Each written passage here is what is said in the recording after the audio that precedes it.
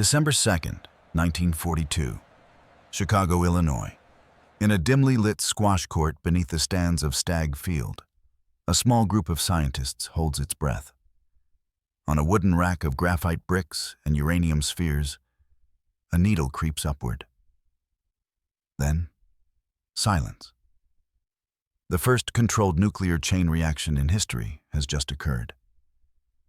As the faint hum of the reactor fades, physicist Enrico Fermi exhales and murmurs, "The Italian navigator has landed in the New World." The coded message goes out to Washington, and in that instant, the Manhattan Project, the most secret and expensive engineering effort in human history, shifts from theory to reality. Thousands of miles away, deep in the wooded hills of eastern Tennessee, the ground is already being surveyed. To the locals, the land seems unremarkable: rolling farmland, old barns, and winding dirt roads. But within weeks, fences will rise. The government will quietly seize more than 59,000 acres, evict entire families, and post guards at every road. No one is told why. By February 1943, convoys of construction trucks thunder through the frozen mud. Bulldozers flatten forests that had stood since the Civil War. Workers arrive by the thousands: carpenters, welders, laborers, each carrying sealed orders. They are told only this: you are helping end the war. The site's code name is Clinton Engineer Works, but the world will later know it by another name: Oak Ridge. Within months, what was once quiet farmland will become one of the largest secret cities on Earth. Dust clouds rise day and night as the skeleton of a new world takes shape. Barracks, factories, schools, and cafeterias for a population that doesn't officially exist. The workers build without knowing what they're building. Armed guards patrol every entrance. Identification badges are checked against color-coded passes. Even talking about your job outside your department can mean dismissal or arrest. At the center of it all stand three enormous facilities labeled only by code: K25, Y12, and X10. Each serves one mysterious purpose: to extract a single precious material from ordinary uranium. The war is raging across Europe and the Pacific. But here, in a valley shrouded in mist and secrecy, a different kind of battle begins. One fought not with bullets or tanks, but with science, fear, and faith that none of it will fail. The clock is ticking toward an unknown deadline, and the people of Oak Ridge are about to build the impossible. March 1943. The Tennessee hills echo with the growl of diesel engines. What was once open farmland now churns under the boots of tens of thousands of workers. Mud, concrete, and secrecy fill the air. At first glance, Oak Ridge looks like any booming war town. But something is different. The town has no name on any map. Letters home are censored. Mail arrives only through a strange return address: Box P, Clinton, Tennessee. Inside hastily built barracks, men and women from across America try to make sense of their new lives. Some are farmhands from Kentucky, others engineers from Chicago, clerks from New York, or teenage girls from rural towns who've never seen a city. They live in identical wooden huts with coal stoves and blackout curtains. Every night, the loudspeakers announce new shifts. The entire place runs 24 hours a day, 3 rotating shifts, 7 days a week. The streetlights never go out. The grocery stores, the cafeterias, the buses, all run on military time. People whisper rumors. It's a new kind of radar. It's for synthetic rubber. They're making fuel for superplanes. No one really knows. And yet, despite the ignorance, morale stays strangely high. There's music on the weekends, baseball fields, a small movie theater. The city feels alive, vibrant, even as it hides under a veil of government silence. At the town's edge, beyond the barbed wire and the guard towers, rise the mysterious plants. Miles of pipelines, concrete blocks, and towering cylinders shimmer under floodlights. Signs on every door read, "Keep out, restricted area." One of the workers, a young woman named Gladys Owens, is assigned to Y12. She operates a strange machine, rows of dials and oscilloscopes, but has no idea what it does. Every morning she turns knobs and monitors gauges. Supervisors tell her only, "Keep the needles steady." Years later, she would learn that her hands were controlling one of the first electromagnetic calutrons, machines designed to separate uranium isotopes. Across town, the X-10 graphite reactor begins humming. It's the world's first continuous nuclear reactor, a cube of graphite bricks the size of a house.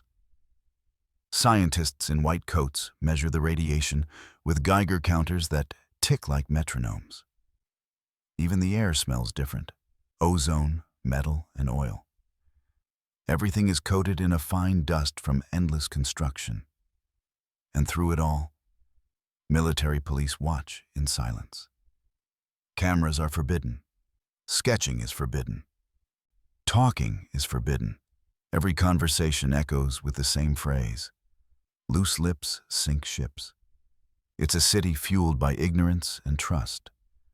Trust that what they're doing will help win the war, even if they don't understand how.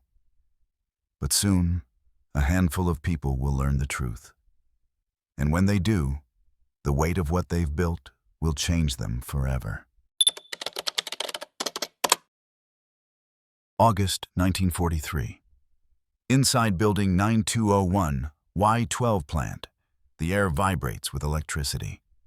The Calutron room is a cathedral of metal and sound. Hundreds of magnetic coils, humming transformers, and miles of copper wiring stripped from the nation's telephone lines. It's unbearably hot.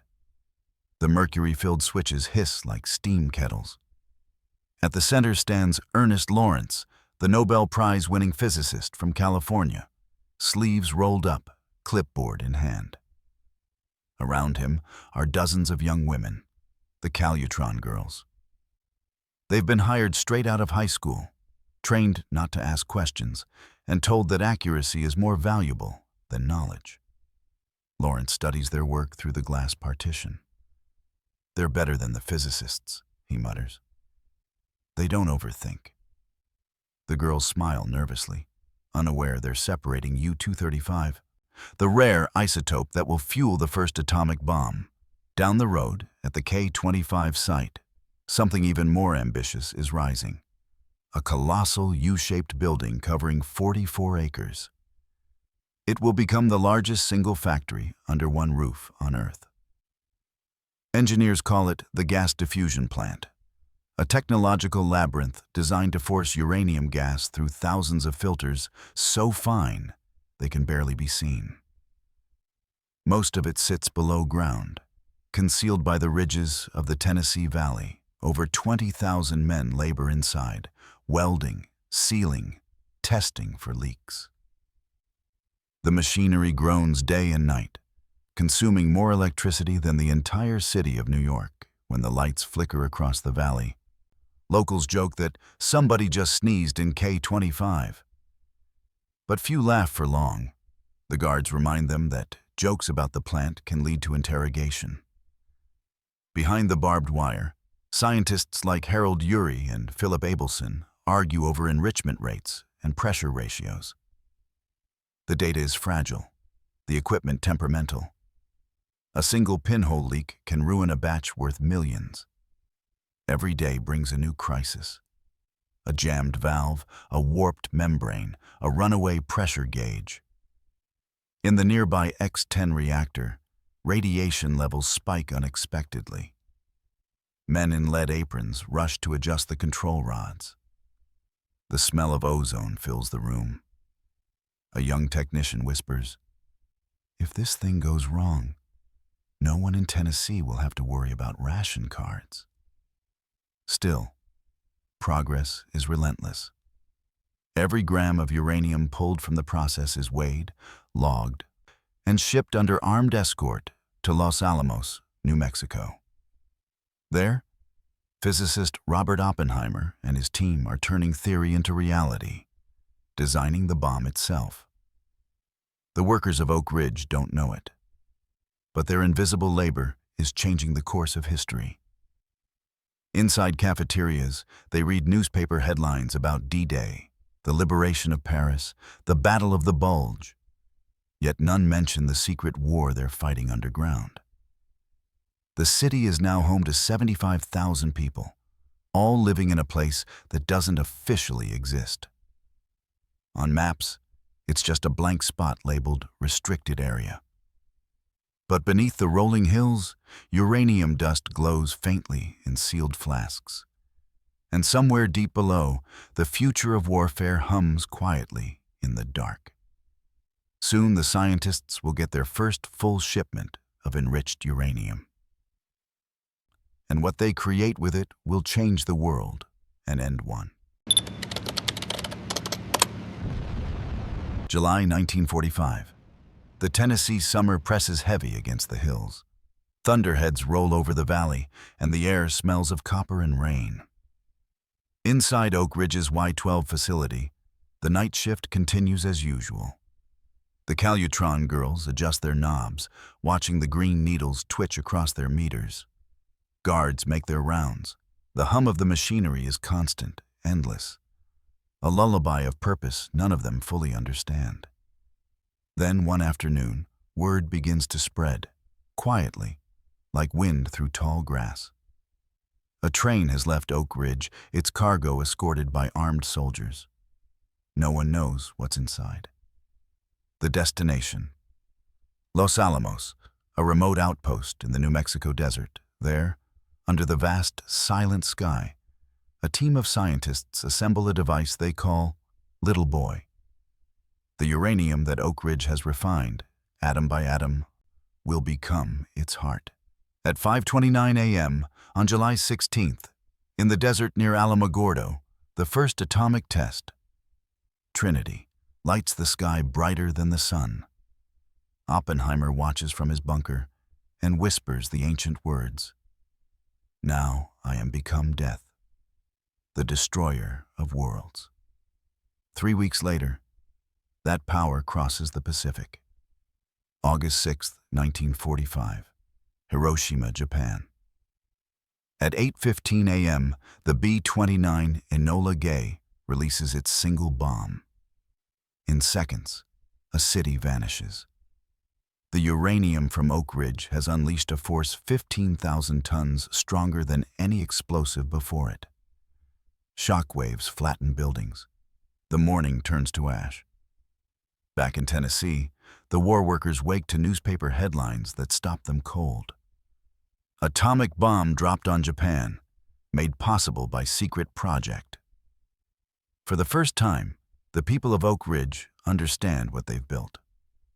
Some cheer, believing it has ended the war and saved millions of lives. Others weep quietly, unable to reconcile their pride with the destruction.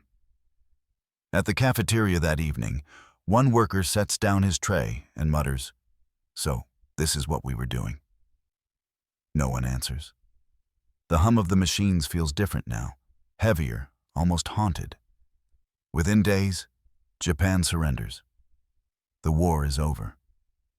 But Oak Ridge, once a place of relentless urgency, now faces silence. Workers begin to leave. The fences remain, but the secret is gone. When reporters are finally allowed inside, they can hardly believe what they see. A sprawling city with schools, churches, theaters, and power lines stretching for miles, all built in less than 2 years. They call it the city behind the fence. By the war's end, Oak Ridge had produced over 60 kilograms of enriched uranium, enough to power the world's first atomic bomb. It had consumed more electricity than the entire nation of Sweden, and yet no one outside its borders had known it existed. The scientists and workers disperse. Some to Los Alamos, others to civilian life. Many never speak of their roles again, but every man and woman who passed through Oak Ridge carried a piece of its legacy. The uneasy knowledge that they had changed history, perhaps forever. In the valley, the fences rust. Grass grows over forgotten bunkers. The hum of the reactors fades into the distance. And if you stand on a quiet night in the hills of Tennessee, you might still hear it. The faint echo of the city that built the weapon that ended the world's greatest war and began a new one.